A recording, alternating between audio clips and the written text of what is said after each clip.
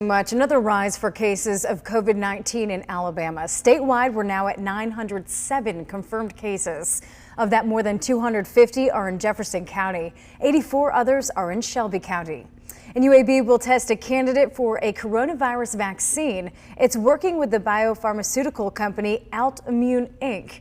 UAB will investigate the immune responses to the vaccine in mice as a key step before human trials. All right, so here's a look at where the nation's stock markets closed today. You see the major indices rallied, ending about 3% or so as hopes build for a coronavirus response. Well, federal leaders are urging every state and city in the country to watch as New York prepares for a COVID-19 peak. New York State passed the grim milestone of 1,000 coronavirus deaths, and New York City says that they're going to need to triple their number of hospital beds by May for COVID patients, also for patients not infected with coronavirus. The nation's top infectious disease expert, Dr. Anthony Fauci, also reiterated a bleak projection of the possibility of 100,000 deaths. And the Department of Homeland Security has deemed gun stores and gun ranges essential services that can stay open during this crisis. WVTM 13's Lisa Crane spoke with the state lawmaker about that decision. It is business as usual here at Caliber in Homewood. Gun stores, places that sell ammunition, even gun ranges are allowed to stay open right now. Gun rights advocates say in times of crisis like this, it's more important than ever that people are able to defend themselves. Alabama State Senator Cam Ward says it's essential to protect your Second Amendment rights. Denying someone their right to purchase a firearm or own a firearm is an essential part of someone's livelihood. But there are many businesses out there that are deemed essential or at least not described as non-essential. So I think there's very good grounds to keeping gun shops open. Plus, you're not dealing with large crowds of people like a shopping mall. While you are allowed to buy a gun, background checks could take longer than usual. In Homewood, Lisa Crane, WVTM 13. And funeral attendance has declined as people seek to protect themselves during the coronavirus pandemic. As WVTM 13 Xavier Harris tells us, one funeral home created a way to say goodbye to your loved ones without getting out of your car. The Tuscaloosa Memorial Park and Chapel is making it very easy for you to mourn while practicing social distancing. Funeral home director John Hughes says with the state health department banning gatherings of more than 10 people during this pandemic, he questioned how will people mourn while following restrictions. That's why he decided to make an option for extended family members who are not allowed inside during the funeral. They can drive up to a window and say their final goodbyes. It's kind of like a closure on their part. It's not a closure that we would want, but we're having to deal with the circumstances the best that we feel is necessary. Not only are we dignifying their loved one, but also that we're showing the respect to their loved ones and being allowing the other ones outside of their most immediate to be able to view. Hughes says their first drive-through visitation was held this weekend successfully. He says there is no additional fee for the drive-through visitation, and they plan to continue the service until things go back to normal. From Tuscaloosa, Xavier Harris, WVTM 13. A local doctor on the front lines to fight the coronavirus is asking for your help to give back. And not only will you help healthcare workers here at home, but also local restaurants. The coordinated effort is really a win-win. BHM Cares is founded by UAB Medical West Dr. Brandon White, who works in the ICU and isolation units. He doesn't want hospital staff to miss out on meals while at work. So how do you help out? You go to bhmcares.com, call the restaurant number listed, and tell them how much you'd like to donate. You pay right over the phone, and then meals are delivered, and your local healthcare workers can focus on saving lives. If you've got a really sick patient, if you've got somebody that you just can't leave the unit to go eat in the 30 minutes or an hour that the cafeteria is open, a lot of times you end up missing meals. So I'm seeing a lot of nurses and my fellow providers just suffering and not eating an entire day. The response has just been overwhelming. Honestly, my phone battery is going to die from all of the donations popping in from PayPal, which I'm just ecstatic about. Your call today will donate to tomorrow's delivery. The featured restaurants are making special menus to maximize your donations to feed the largest possible number of healthcare staff. And the featured restaurants will also change every day along with the hospitals receiving the food.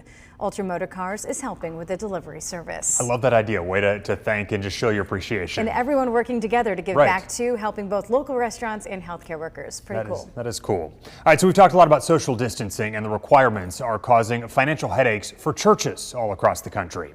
WVTM 13's John Papke takes a look at how the virus outbreak is now taking a toll on tithe collections.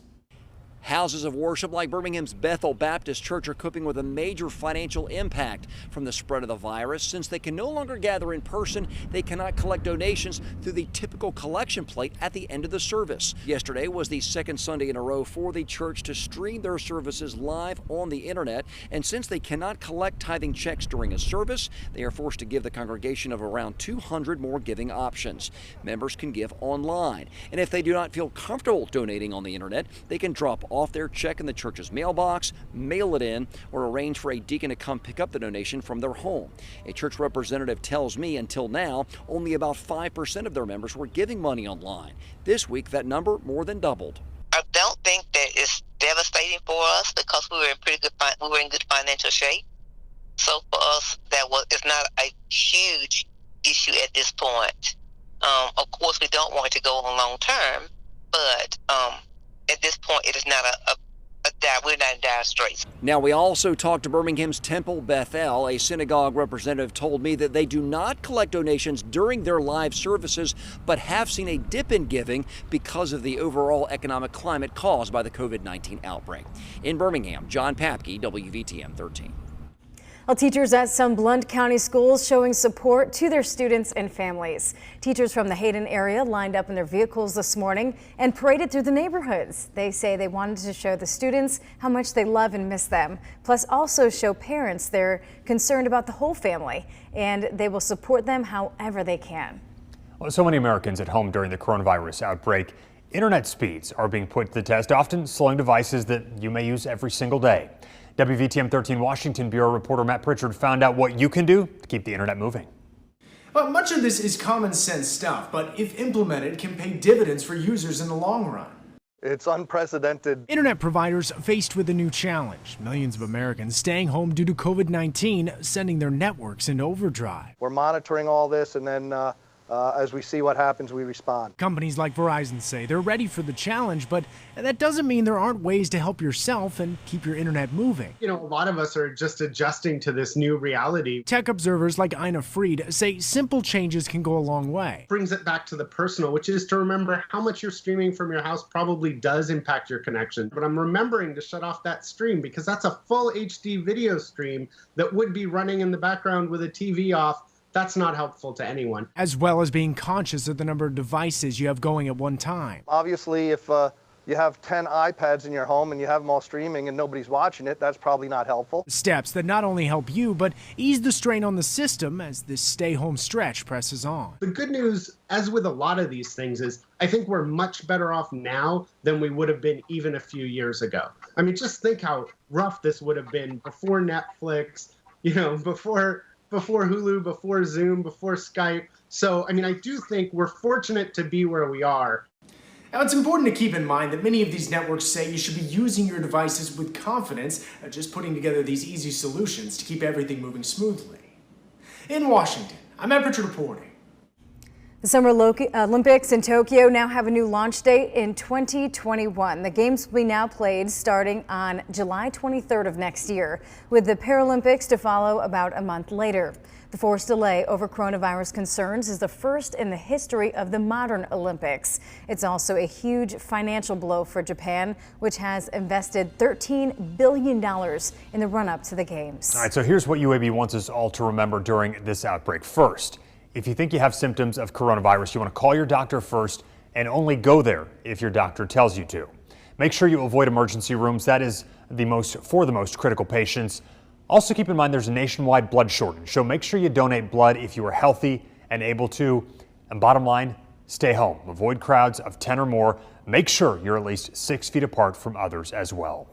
You can head to WVTM13.com so you don't miss any developments with the outbreak. Also, you can sign up for the coronavirus newsletter, give you updates what's happening here and around the country. It's also available on the WVTM 13 app.